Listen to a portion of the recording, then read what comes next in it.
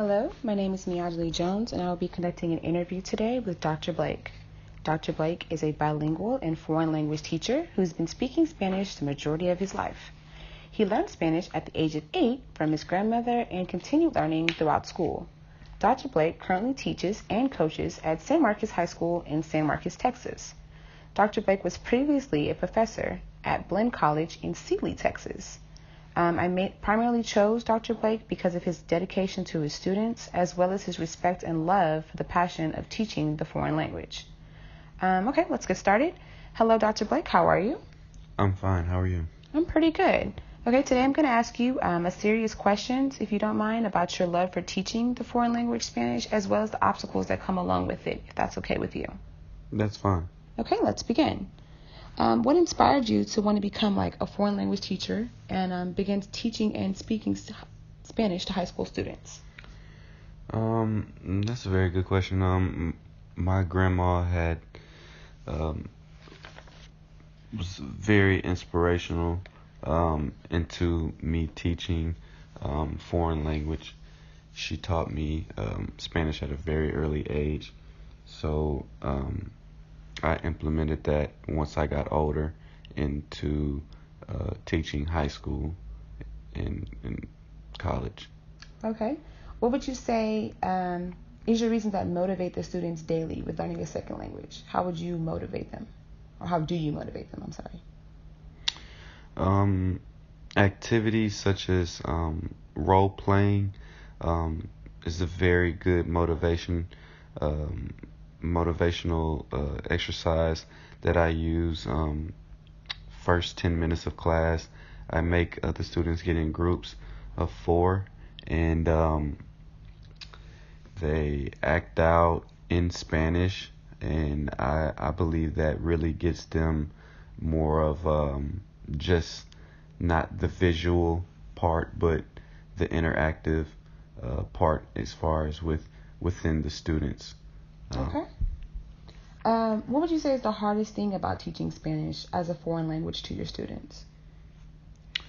The hardest thing about teaching Spanish is getting them to understand that, Spanish is highly needed around our state of Texas, being so close that we are by Mexico. I do feel that it is a need to understand and learn Spanish.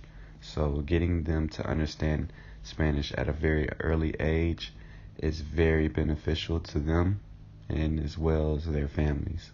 Okay. When learning Spanish, what areas do you consider the biggest struggle with versus like as in speaking and writing? Which would you say is harder? The grammar, understanding that the English grammar is more concrete than Spanish. Spanish is a little bit more broken up.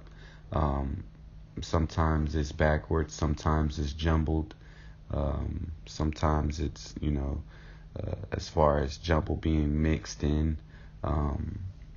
So getting them to understand that it's not always going to be perfect would be probably one of the biggest struggles with it. As long as when you're speaking Spanish, it's very easier than writing Spanish. So I would also say writing Spanish would be one of the hardest struggles as well. Okay. How do you teach students who are struggling and not wanting to learn the language, but instead just, like I know this is high school, so most of them is mandatory to take a foreign language. So they're just in it just to be, Right. skating by. How do you, teach those students? Well, it goes back to the second question that you asked. Just learning what motivates them. Basically trying to understand the student, and every student is different. So you might have a student that can get it right away, or you might have a student that is more of a visual learner. So we use flashcards for them, or we might use more skits as far as the role playing. We might implement that, or we might have something as far as teaching them the pronunciation, and being more articulate with the Spanish word, to get the R and to roll your tongue, and those things are one of the things that I've noticed with high school students. Okay. If you're teaching a student that does not speak English as their first language and is learning Spanish as their second or third language, does it make it harder for you? Yes, it does.